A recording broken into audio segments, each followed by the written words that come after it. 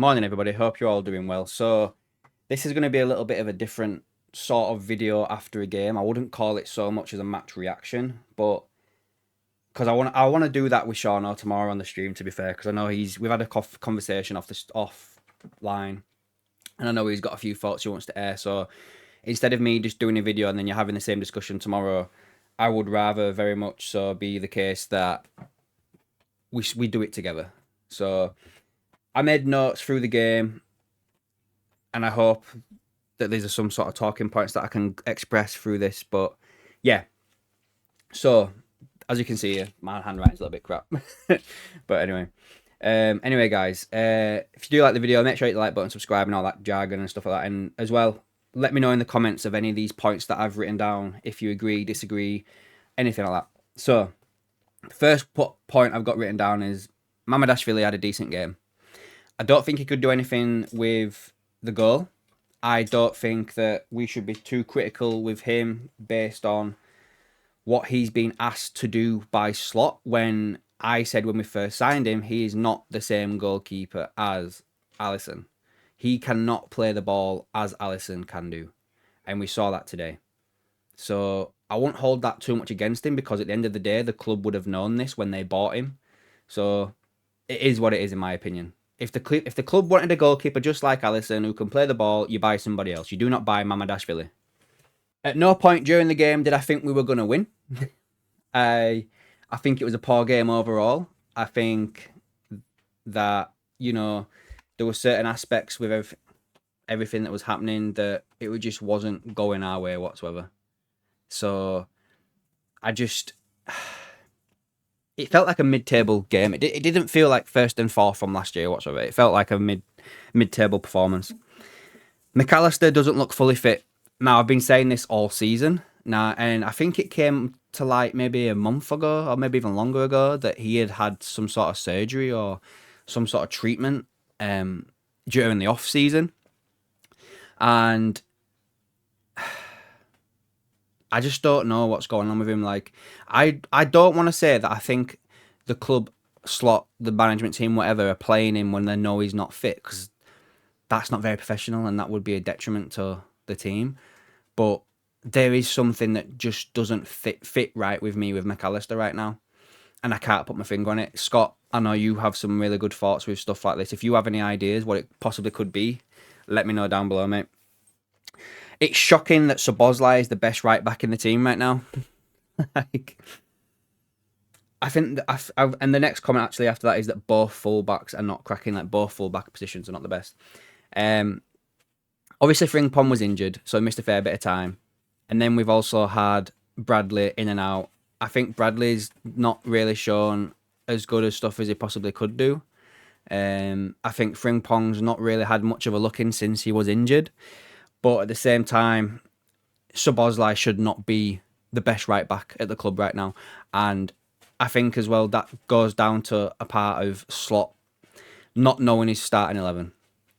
He's trying to fit everybody in. He's got all these world-class players now, like Wirtz, Isak, Ekitike, whatever. And he's trying to fit them all in. And I'll stick Dominic at right back.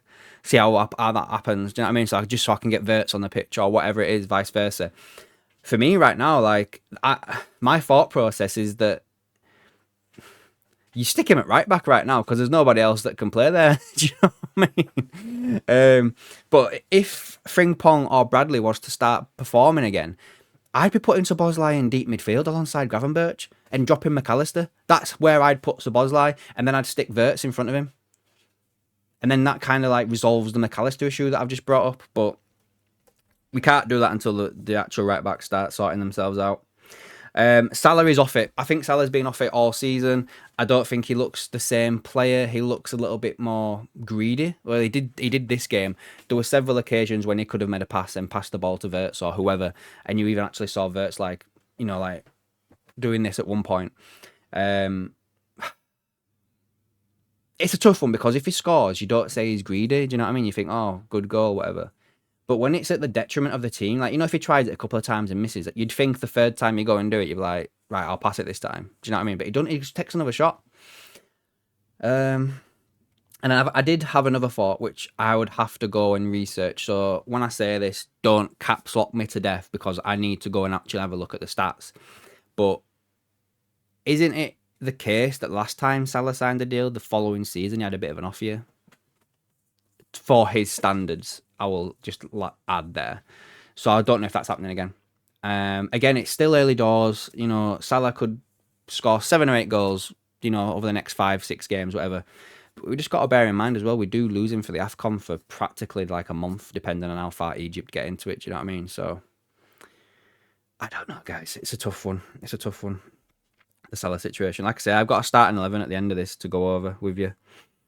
Isak is not fit. I think, again, the thing is happening that I did not want to happen, which is I said when we signed Isak and Ekitike was on form, you do not drop Ekitike. You keep playing Ekitike. He hasn't put a foot wrong. Obviously, he got sent off. You had no choice but to play Isak. But as soon as Ekitike comes back, you stick him back in the team. He was doing well, and he looked a lot better when he came on against Chelsea today than Isak did. Yeah, Isak got the assist, but let's be honest, he didn't mean to do that. Like, he was bringing that ball down so he could have a shot. Like, he's a striker. Do you know what I mean?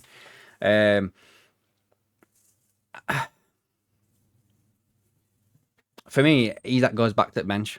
It's nothing to say that he's playing badly. I just don't think he's fit enough to play and has an understanding of the system. He's too deep. How many times was he on the halfway line today? But again, is that down to the system that's been put in place? Like, he looked so isolated. There was no support around him whatsoever.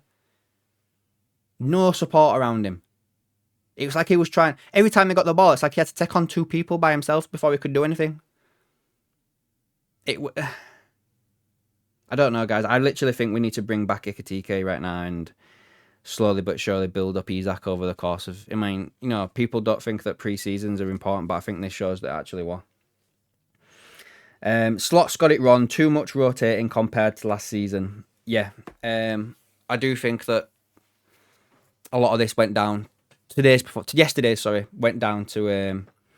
for Slot. I think he got it wrong. I think Wirtz looked good when he came on. When you took Konate off, I don't understand why you dropped Gravenberch into centre-back. Yes, we looked a little bit better because we had a ball-playing centre-back who was a lot better on the ball than Konate is. But for me, you've got Joe Gomez. You've got a centre-back right there. Put Joe Gomez in.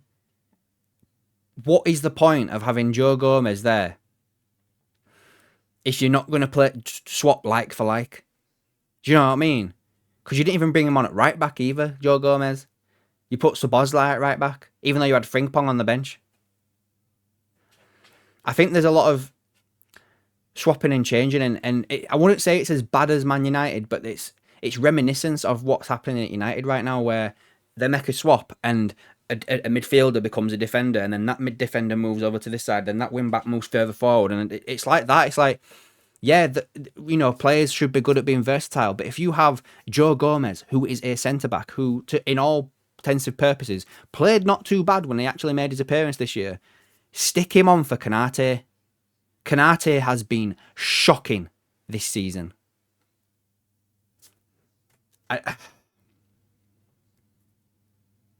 It boggles the mind. It really does. Have I made a note about the other one? Yeah, it's the next one, actually. I mentioned as well about too much rotating. So basically, with that one, last year he knew his starting 11. This year he's got no idea who his starting 11 is. Doesn't have a clue. And he's swapping and changing players all over the shop. And I think players are not learning enough to build enough chemistry between themselves. Having that second nature, like, you know, like Van Dijk, when he gets the ball, he knows if he pings it over to this side, Salah's going to be there or thereabouts. There's been so many occasions all this season when we've had a player get the ball and he's gone to pass it back to whoever's passed him it, and the player's either backwards, forwards, moved away, whatever. He's not in the position where he thinks he would be because they're not used to playing together. And again, that comes down to pre-season for me a little bit as well. You know, you've got Kirkes, you've got Frimpong, you've got Wirtz. two new strikers. None of them have ever played with each other before, and you're expecting them to just be like, know exactly what they're doing. It's not the case whatsoever. Yeah. And again, this is the problem where you've had too many players brought in 1 year. And I put down here, new players are taking too long to gel. Doesn't look like doesn't look like it's working yet, which it doesn't. And again, with that one, I don't know what the plan of play is. And by that I mean, we don't have the intensity that we had under Klopp. We don't seem to have the same passing patterns that we did last year. I don't know the style of play right now. I mean, when we've been on it and we've been scoring goals this year, it seems to be a case of give the ball to Salah and let him do what he wants. That seemed to be like the plan last year as well, a little bit towards a certain aspect. But I don't know. Oh, the bloody kitten's behind me. Come here. Come sit on my lap while I finish this video off. Sorry, guys. She just meowed behind me. She's going to climb on my shoulder now. There we go. There we go. Nice one. Can't rant now, can I, with you there? And then the last one I've got before me starting 11, guys, is, again, I don't know what Chiesa has done to Slot, but he just doesn't seem to get any sort of looking. Like, why was Endo brought on today? Like, for me, it should have been Chiesa. Chiesa should have probably come on for Salah, if in all intensive purposes. You know, you've the two people that have scored goals for Liverpool recently and seem to be the most likely to score are Ekitike and Chiesa, and they were both on the bench to start this game. Make it make sense, guys.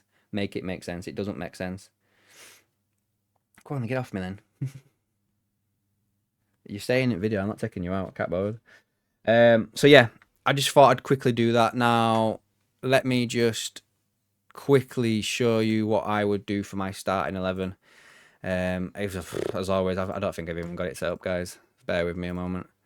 Here we go. So I would put him there.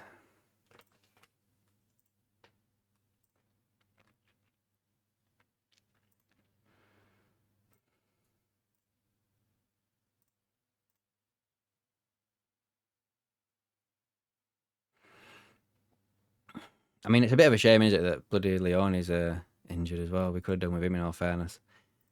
And obviously we've got to play him right now. So anyway, sorted. Boom. I think that's correct, what I wanted to do. Yeah. Right, guys. This would be my starting 11 for the game going after we come back from international break, making sure everyone's not injured and everything like that. I would play that.